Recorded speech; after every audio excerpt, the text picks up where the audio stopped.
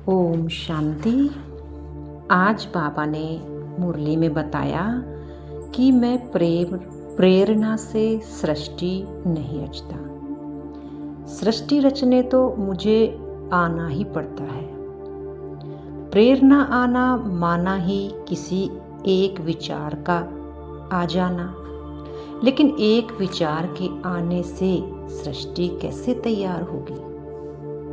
अगर किसी आत्मा को एक या दो अच्छे विचार आ जाते हैं तो क्या उससे सृष्टि बदल जाती है? ऐसा नहीं हुआ। हाँ, उस आत्मा की मनोवृत्ति जरूर बदल जाती है, लेकिन यहाँ बाबा सृष्टि को बदलने की बात कर रहे हैं। और सृष्टि जब तक नहीं बदल सकती जब तक वो किसी का आधार ना ले। इसीलिए शिव को शंकर के साथ दिखाया है। शिव और शंकर दोनों इकट्ठे दिखाए हैं। एक का साकारी शरीर, दूसरे का निराकारी। एक को कल्याणकारी कहा और दूसरे को विनाशकारी कहा। एक के कर्तव्य इतने महान और एक के कर्तव्य विनाशकारी। और देखा जाए तो शंकर को हमेशा तपस्वी रूप में ही दिखाया जाता है। तो जब ऐसी आत्मा कलयुग के अंत में, जब ऐसी आत्मा त्याग तपस्या के आधार से शिव को प्राप्त करती है, तो उसी आत्मा के आधार लेकर परमात्मा सृष्टि की नई रचना रचता है। आज तक हमने देखा है संसार में जितने भी धर्म पिताएं, ऋषि या जो भी आए, लेकिन किसी ने भी नई सृष्टि की रचना को नहीं बनाया। उन्होंने आकर अपने ही धर्म की स्थापना कर डाली, यानी अपने को ही भगवान, उनके जो फॉलोअर्स थे उन्होंने उनको ही भगवान समझना शुरू कर दिया, कि उन्होंने भी अपने ही धर्म को बढ़ावा दे दिया।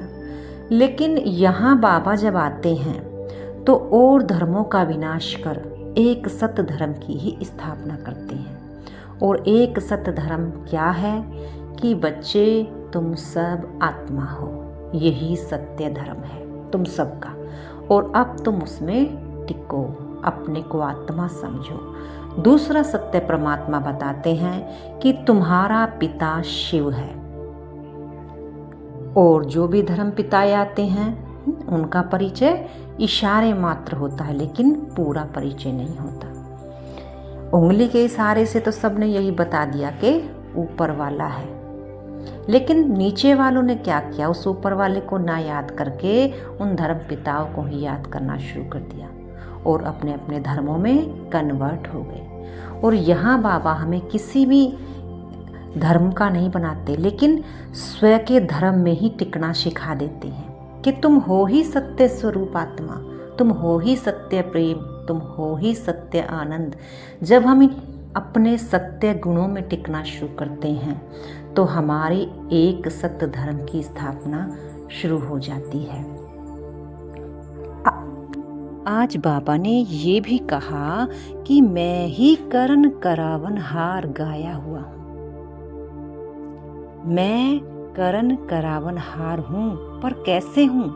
मैं करण करावन यानी आत्मा को स्मृति देकर अपना कार्य कराता हूँ, क्योंकि बाबा को शरीर तो चाहिए। इसलिए ब्रह्मा बाबा को शुरू में क्या स्मृति दिलाई? जब वो बनारस के घाट पर बैठे हुए थे तो उनको साक्षात्कार भी दिलाया और साथ साथ स्मृति भी दिलाई कि तुम्हें ऐसी इस दुनिया का विनाश करके ऐसी दुनिया की स्थापना करनी है, यानी नई सृष्टि को तुम्हें इस सृष्टि पर लाना है। ये स्मृति के साथ साक्षात्कार ब्रह्मा बाबा को बनारस में गंगा के घाट पर हुआ था। तो क्या ऐसे ही एक या दो विचार आने से सृष्टि की स्थापना हो जाती थी? नहीं। जितना जितना ब्रह्मा बाबा ने अपने आप को इस बात को समझने के लिए अपने को वैराग्य वृत्ति और त्याग तपस्या का आधार लिया, क्योंकि स्मृति तो आ गई लेकिन क्लियरिटी नहीं हुई ना, तो जितना जितना उनका त्याग तपस्या बढ़ती गई उतना उतना परमात्मा स्वयं उनके रथ में अवतरण होना शुरू हो गए। क्योंकि बाबा कहते हैं ना कि हर समय तो शिव बाबा मेरे साथ रहता नहीं। इसका मतलब है जब उसको अपना कार्य कराना होता है तब आता है और स्मृति देख करके फिर से चला जाता है। लेकिन एक ही रथ के द्वारा स्थापना होनी है, क्योंकि शंकर के साथ एक ही शिव दिखाया है जो कि साकारी है। उसने ही शिव और शंकर का इन एक का ही गायन है, किसी दो का गायन नहीं है। बाबा के लिए दिखाते हैं जब बाबा को वैराग्य आया तो बाबा को ये पैसे भी कौड़ी लगने लगे, हीरे भी कौड़ी लगने लगे। इनकी भी वैल्यू इस सृष्टि की नई जीवन के आगे कुछ भी नहीं दिखी।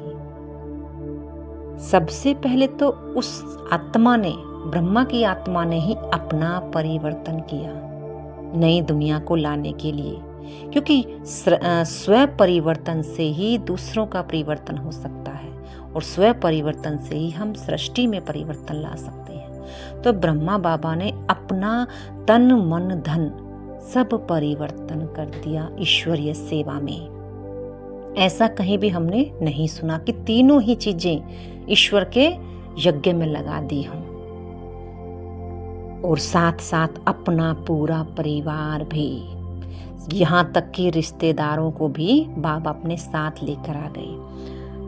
तो बाबा करण करावनहार अपना कार्य यहाँ सृष्टि पर आकर आत्मा के द्वारा कराते हैं। फिर बाबा कहते हैं एक के परिवर्तन से अनेकों का परिवर्तन हुआ, फिर अनेकों से पूरे विश्व भर में अब अनेकों आत्माओं का परिवर्तन हो रहा है। तो परिवर्तन तो होना ही है। जब तक हमारे पुराने स्वभाव संस्कारों का परिवर्तन नहीं होगा तब तक इस संसार में नई दुनिया आ नहीं सकती। तो बाबा ने यही चीज पकड़ी, माताओं को ही पकड़ा, बहनों को ही पकड़ा कि जास्ती इन्हों के ही अगर संस्कार विचार परिवर्तन हो गए तो ये सहज ही दूसरों का परिवर्तन कर देंगी।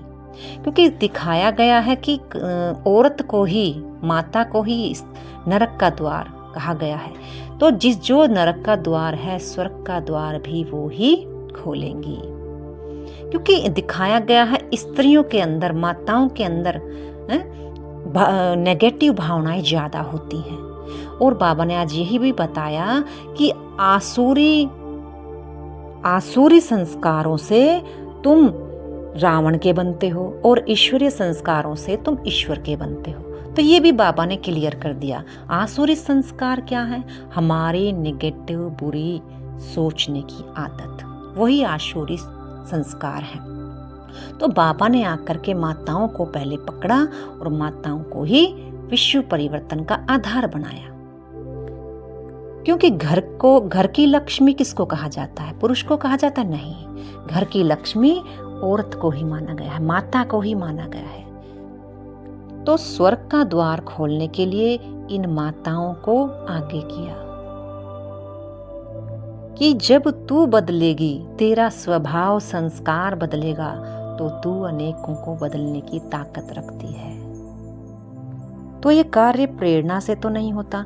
फिर धीरे धीरे जैसा जैसा बाबा को कराना होता था, क्योंकि वो करण करावनहार है, वैसा वैसा वो ब्रह्मा को आकर के बताता था। तो ब्रह्मा भी पहले क्या कहता था मुरली में कि सबसे पहले तो शिव बाबा को मेरे ये दोनों कान ही सुनते हैं।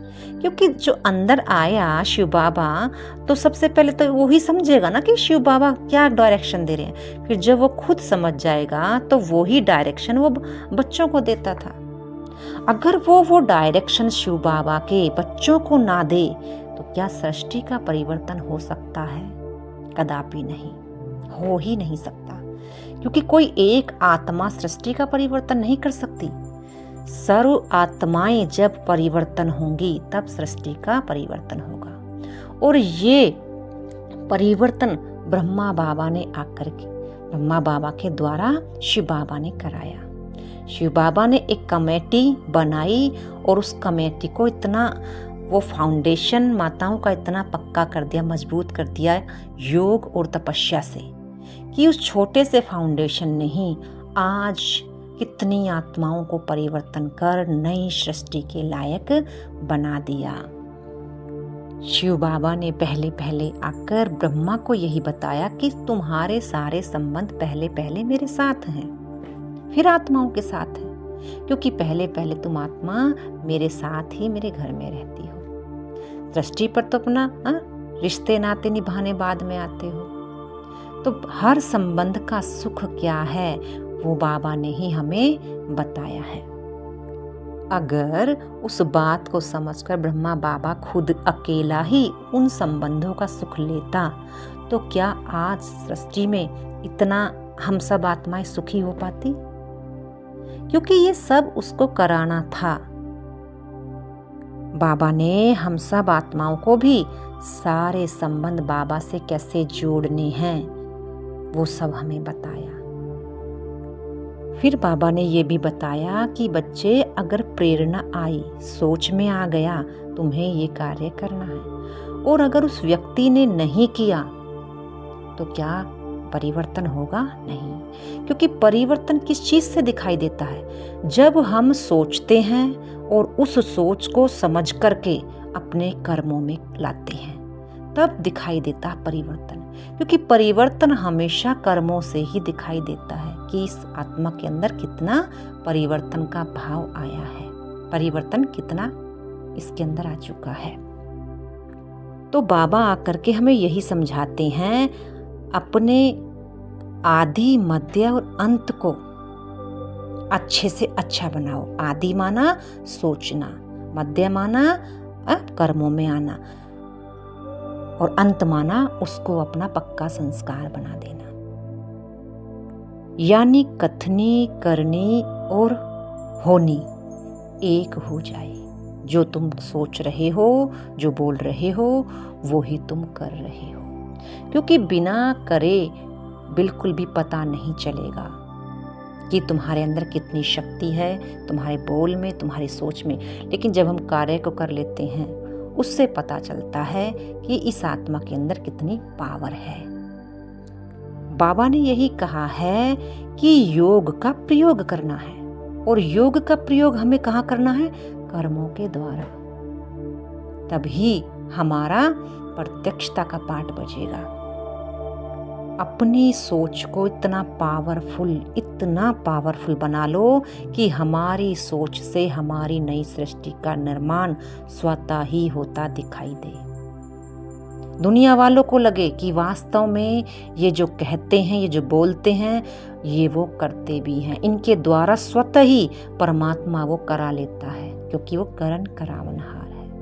हम तो ऐसे ही अपना नाम लेते रहते हैं, लेकिन जब बाबा को कराना होता है तब ही बाबा स्मृति को टच करके हमें वो कार्य करने के लिए आगे बढ़ाता है। और सही स्मृति को टच बाबा उसी की करता है। वैसे तो बाबा सबकी करता है, लेकिन उसको बच्चे समझ नहीं पाते। बाबा ने यही बताया ना कि जब जिस बच्चे की बुद्धि सोने का बर्तन होगा, वही मेरी टचिंग को समझ पाएगी, और वही टचिंग को समझकर अपने कर्म को श्रेष्ठ बना पाएगी। तो बाबा की प्रेरणा को या बाबा की सोच को समझने के लिए भी हमें अपनी बुद्धि को सोने का बर्तन बनाना है। तभी हम अपने द्वारा दूसरों का परिवर्तन करा सकते हैं। क्योंकि जब मेरे अंदर परिवर्तन दिखाई देगा, मेरे संस्कारों में वो परिवर्तन दिखाई देगा, तब दुनिया की आत्माओं का परिवर्तन होगा। तो ब्रह्मा बाबा के द्वारा तो शुरुआत शिव बाबा ने कर दी। अब उसको आगे हम आत्माओं को लेकर जाना है। अच्छा, ओम शांति।